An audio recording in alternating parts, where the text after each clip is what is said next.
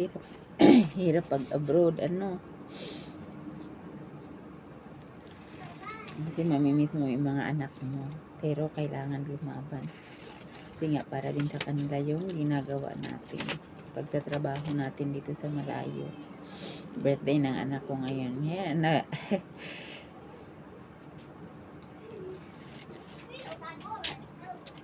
naiyak lang ako kasi nga wala ako sa tabi niya.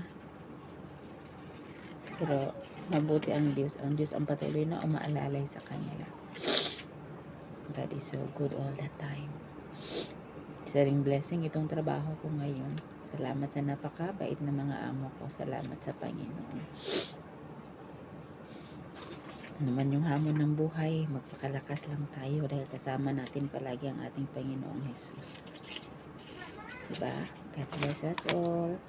Let us be strong at gawin natin kung ano yung pinapagawa ng Panginoon sa atin. Yun ang mahalaga.